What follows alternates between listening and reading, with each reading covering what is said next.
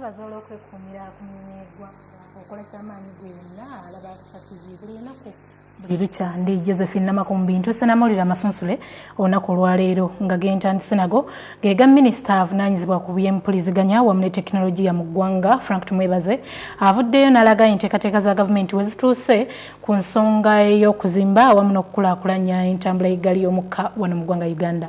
Katubikuwe mu bujjuvu.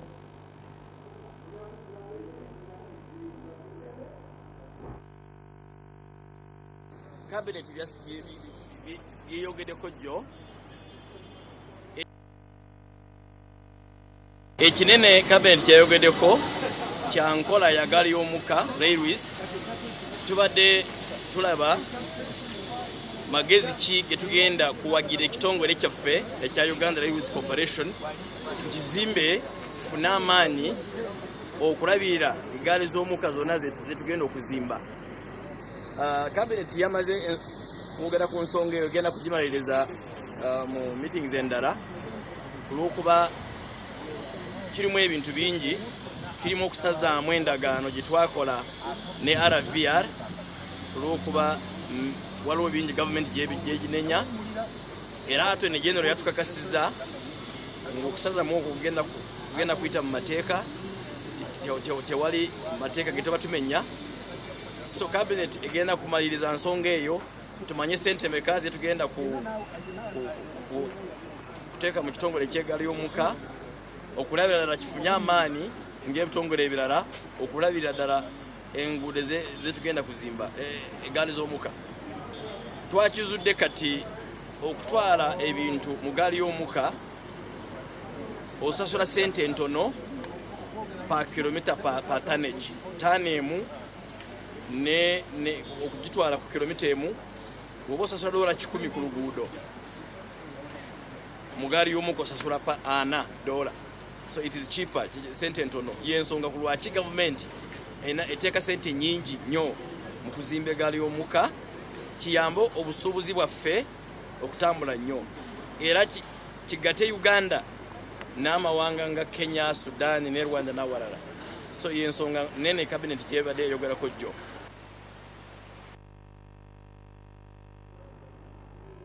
Mu ngeri y'emu minisita Frank Tumwebaze ayogedde ku kukwatibwa kwa bannamawulire okugenda mu maaso, ekintu kyagambye nti kikolebwa mu mateeka mwennyini wabula si bweru w'amateeka. Nabyo tubiina mu bujjuvu katubikuwe.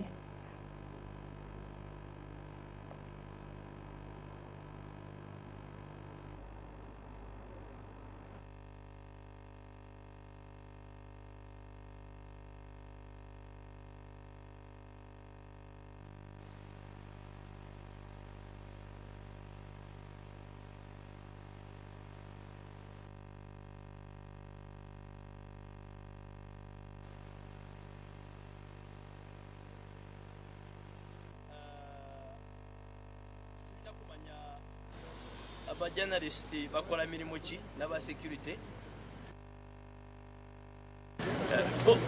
olw'okuba bimwogera ebifuluma birala owulira ngu journalist bamwabudakitinze kati enkyakomawo aseka gamba n'abadde mbuuza ku bintu. Tulina kutegeera kiki ekituufu olw'okuba mu Uganda omuntu yena bwe bamukwata agenda mu kooti. Eyo rekodi tufuna tugimanyi for a long time. Ogenda mu kooti oluusi ne bwe bagamba tewali musango batuba ogenze mu kooti. So tulina kutegeera era nabo bajja kuvayo batunyonyole biki balina dealing kine security. Maybe balina bye bababuulira, okay, maybe bamanyiganye. Omanyi intelligence work ne Israel bagiyita Mossad ne president oluusi tamanya bye bakola. Intelligence eyina bwekolamu emirimu gyayo. Leero nsomye mu mawulire nindaba mukwana gwange tekuli si mulwadde talina bizibu n'agamba babadde baagala mbanyonyole ku nsonga zino n'eziri. Simulabyeko bunyiivu. So tulina kutegeera kiki era kyensaba security agencies nze nga minister wa information si kuleka kukola mirimo gyayo gyabwe, no, kyembasaba kunyonyola public buli kintu kyonna kibakola bakinyonyole. Era amagye gabadde ne record nungi y'okunyonyola abantu, galina spokesperson poliisi alina record nungi y'okunyonyola, alina spokesperson, buli kimu kibakola bakinyonyole waleke kubeerawo okuteebereza. Ate ye minisita avunaanyizibwa ku by'embalirira wamu n'okuteekerateekera eggwanga Matiya Kasaija avuddeyo n'alambulula ku nsimbi Uganda zezeewola okuva mu mawanga amalala. Kino kidiridde ebize bitambuzibwa ku mikutu gy'amawulire egy'enjawulo. Ekintu kyagambye nti ebize bitambuzibwa ku mikutu gino bibadde si birambulukufu nga n'olwekyo abadde asaanidde aveeyo abirambulule mu bujjuvu. Yakwewola ssente mu katale akaawano. Manye ensimbi ziringa ebyamaguzi ebirala byonna, commodities. Gavumenti esazeewo okweyongera okwewola ssente okusobola okumaliriza omulimu gwayo mu myezi gino egisigaddewo ng'omwaka omupya ogw'ebyensimbi tugunawo okuyingiramu. Ekireese ekyo nti ennyingiza yaffe okuva mu misolo yaguddemu ekibalo.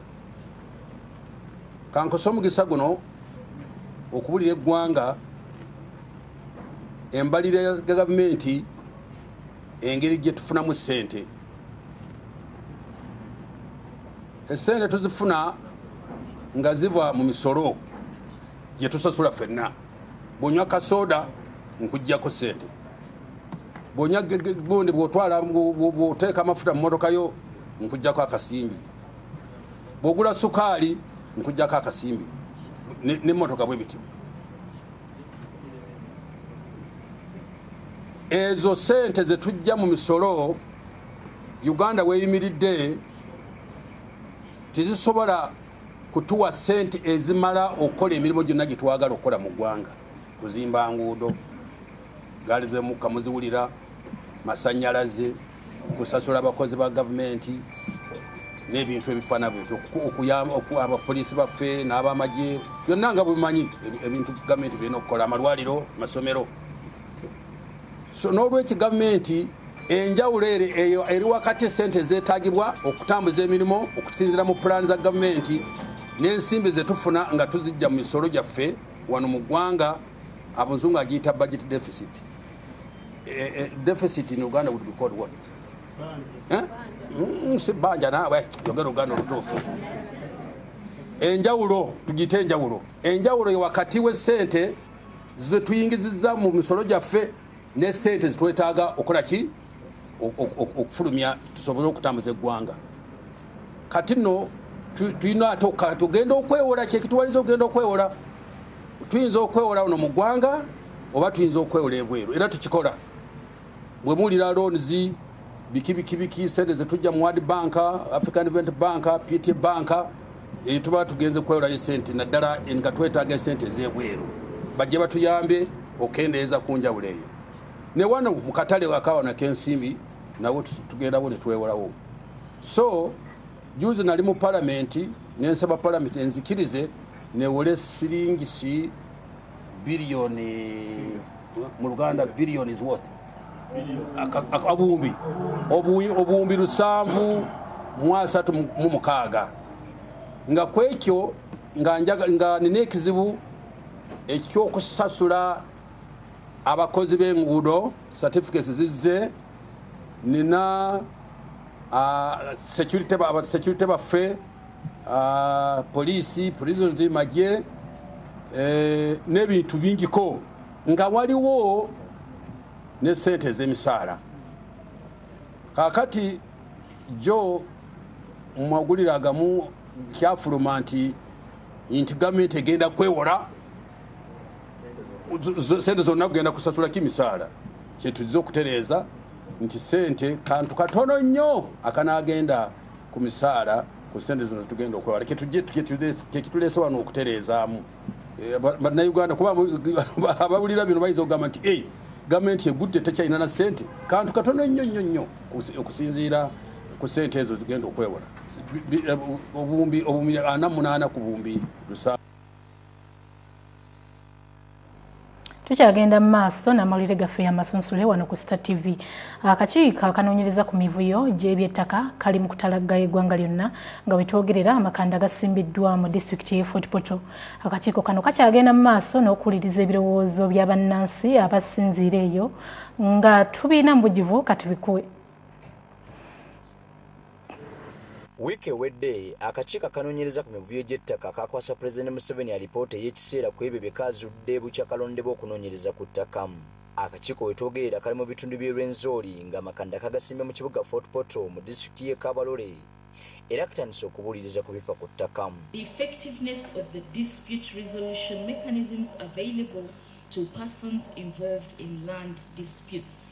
Nga bw'eri enkola y'akakiiko abakulembeze ba disitulikiti ne poliisi be basoose okwogera ebikwata ku ttaka mu bitundu by'e Rwenzori. Omuduumizi wa poliisi mu bitundu by'e Rwenzori SSP Peter Nkuluga eyakamala emyezi 2 mu kitundu ategeezezza akakiiko nti emisango gy'ettaka mu woofiisi ye mingi ddala era mu bitabo bye gye gisinga. Nkuluga alina essuubi nti akakiiko nga bwe kagumbye Rwenzori poliisi yakufuna ku buweerero nga n'abantu bakweyagalira ku ttaka lyabwe. Crimes are related to land conflicts, and particularly in the districts of Chegegwa, Chenjojo, Kamwenge, particularly in those districts. We have a lot of hope into your being here with your entire team. I believe it will really help us. Akulira ebyemirimu ku disitulikiti y'e Kabalole Danstan Balaba awamu ne RDC Stephen Asimwe balopedde akakiiko k'ettaka ng'abantu n'ebitongole bya gavumenti bwe byezizza ettaka ly'ebibira n'entobazi nga baagala akakiiko kabayambeko. We are very sure that the report will help in shaping and reviewing the land policy. For some of us who deal with the policy issues, the Commission of Inquiry report is one of those that we use in reviewing and shaping and even coming up with new policies. So, you have not sent anybody, but you have reached yourself.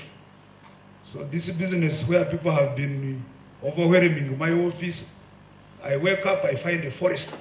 So I think now the forest will return to this commission, and then they present their views as they want. Akakiiko kawuliriza Jack Magezi omujulizi asoose okuwa obujulizi mu Rwenzori ng'ona n'okoddeyo poliisi ne kampuni ya Securico eya Security Group 2000 okubagobaganya ku nnyanja n'ebidiba kwe baludde nga bakolera obuvubi mu ggombola y'e Kichwamba. And this company called Fatsalt.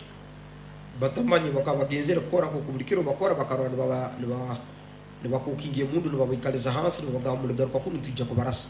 They were not aware that it only that to wake up. They saw people coming, tell them you should not come back here. If you come back here, you will be shot. Magezi nga ye ssentebe w'abavubi ku kyalo Saaka agamba olukiiko lwa disitulikiti y'e Kabalole nalwo lwakola emivuyo ku ndagaano wakati waalwo ne kampuni ya Fadsal Engineering Services era alumiriza abakozi ba kampuni eno okubuzaawo abakyala nga n'abamu ku bakyala bano bakakibwa akabuuzi. Activities were affecting even people who are not fishing. N'abakazi balimu abaali bakwasibwe ne bakwata kuhambwa kubahamba kubatwara mu maju gaabo mu kampo bwabo. Even there are women who were grabbed and for intentions of raping them. Okusinziira ku Magezi ebidiba omuvubi bwe ebyennyanja ziyite kuleta Lakes 52 abavubi ko bazze bagobuwa kampuni ya Ford South nga kati tebakyasobola kwegazanyiza ku nnyanja zino. Abasigire mu High Court ya Fort Portal na judgment tugina hanu na nisaba live agbaireze mu birole cyonka no twasingire tukasana abatasingire umusayidi ogu no twasingire no bamurasire hanyuma yo kubasinga bangera baraso umusayidi ogu bamucuguru bakamuzara sanyuma ya judgment. Okusinziira ku mujulizi Jack Magezi asoose okuwa obujulizi eri akakiiko k'ettaka akagumbye disitulikiti y'e Kabalole alumiriza poliisi nti yakuba amasasi mu batuuze agaalumya amagulu g'omutuuze James Campena ngera kati ali ku miggo apoocha. Kankanai kankahali banyangu muzeyi nte muyemera nayemera umusikaro umwe yambuza ngo ina abana nte nibashoma nte bangambira ngo sitama hasi nasitama hati kuna amasire kusitama umwe umusirikare yagume nyuma ayemerire basi kunayimukireho bambuza ngo muzeyi noze nti kandi kuntine shonga kuntari kushoha kwatine kindi gukora mwansitamisize ki basi kunagiye kutambuka umusika yantera isasi namazire kuntera isasi nagwa hasi namazire kugwa hasi natera enduru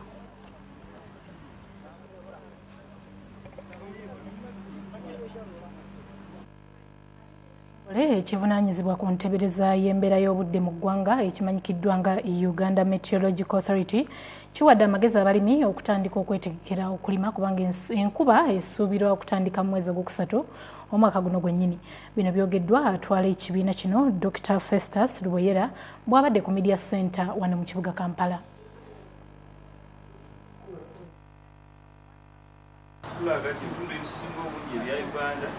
Bijja kufuna enkuba tetugamba nga gye basuubira kubanga waliwo enkuba entono ne wabaawo nga bwe basuubira ate n'enkuba ennyingi ennyo naye ebitundu ebisinga obungi bijja kufuna enkuba twandibatuga nti emala naye era nga oli abuziza ekibuuzo bwayogera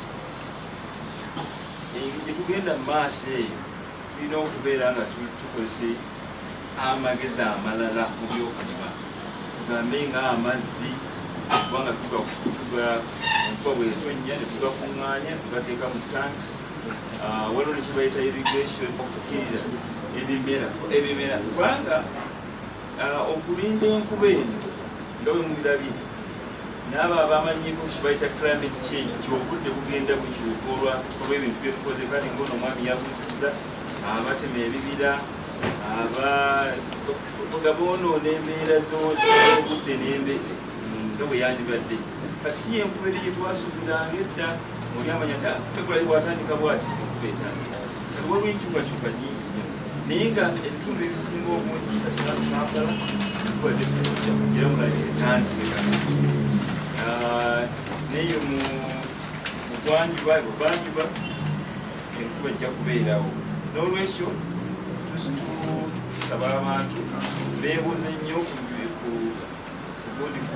bebyobulimi abakugu byobulimi babayambe babe nga musobola okulima nga muyita nga muli guidance nga mulina guidance kati tulina ekitongole kyaffe leeta Uganda Meteorological Authority tulina essimu tulina emails singa mwagala okufuna information yenu mu detail tujja kugibawo essimu yange ijja kuba wakasi zange zirina wano musobola okunkubira essimu oba bannange bano benkola nabo netwongera okubanyonnyola oba totegedde naye bulijjo kyetukola nga tunaba okubawa ate kyo ekibiina kya Democratic Party kirabudde nga bwe kigenda okwabulira omukago ogutaba ebibiina byonna wano mu ggwanga nga kyemulugunya ku nsonga ezigambibwa nti ekibiina kya NRM kyeddiza obukulu mu mukago guno. Bano era bakubidde poliisi omulango okuvaayo ebayambeko okunoonya atwala DP mu disitulikiti ey'e Masindi Engineer Angelo Tenkasimire eyabuzibwawo gye buvuddeko. Bino nno byogeddwa omuwandiisi w'enkalakkalira mu kibiina kya Democratic Party Fred Mwesigwa.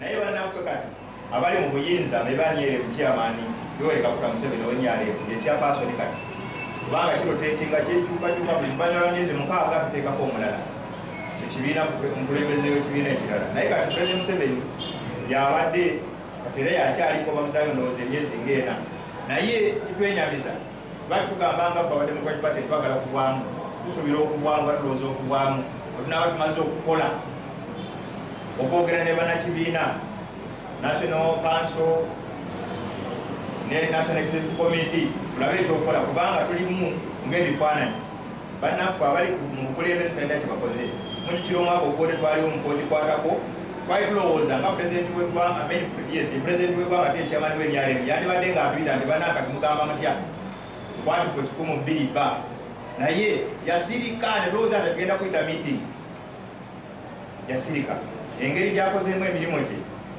agikoze mu butali bulambulukufu tebayita meetings tebatuwulira bigenda mu maaso bebeerayo obukubagano ng'obwaliwo tebatwita twandibadde nga tuli wamu ku ekyo ekyaliwo ekyokugjawo emyaka gya president ne tutuula wamu kubanga ffe Democratic Party tetwetaaga okuyo mu ggwanga twetaaga obukulembeze okukyuka nga bukyuka mu mirembe agali kuyiwa musaayi kubanga okuyiwa omusaayi kuno tetunakyo tufunyeemu since independence buli omu ajja namundu agenda namundu asambuliya naye bamusambuliya olumala so embeera twagala kutuusaako obukulembeze kubanga bagenze mu nsiko naye tebatukoledde ebintu ebisaana katwetaaga civilian government. Mu mawulire amasunsule nkutuusaako naago agabeera gafudde ebweru w'eggwanga nga genkuleetedde leero gava mu ggwanga erya Syria bannansi abasoba mu 100 be bateeberezebwa okuba nga bafiiridde mu bulumbaganyi obwakoleddwa abalumiramwoyo abateeberezebwa okuba nga bakolaganira wamu n'akabinja k'abatujju aka Al-Qaeda. Balumiramwoyo bano abaludde nga bagombye mu ggwanga lya Syria era nga bawamba essaza lya Eastern Ghouta batandise okusindika emizinga mu bbanga ku ntandikwa ya Ssabbiiti eno newankubadde nga amagye ga Syria gabadde galudde nga gabalwanyisa okuva mu ggwanga lino. Agavaayo galaga ng'eggye ly'eggwanga lya Syria lizze lifuuza ebitundu ebyali byawambibwa abayeekera bano kyokka ng'essaza lya Eastern Ghouta libadde likyabalemye okumalamu abayeekera bano. Amawanga amalala nago gavuddeyo okwongera Syria obuyambi obw'enjawulo ku lw'okuzza emirembe mu ggwanga lino. Bwe gati bwe gabadde amawulire okuvaako ebweru w'eggwanga ngenda kwegatta ku munnabyamizannyo Eddie Muwesi atubuulire agafa mu FA Cup. Eddie Muwesi, abalabi b'amawulire amasunsule baagala kumanya ki ekigenda mu maaso mu mpaka za FA Cup.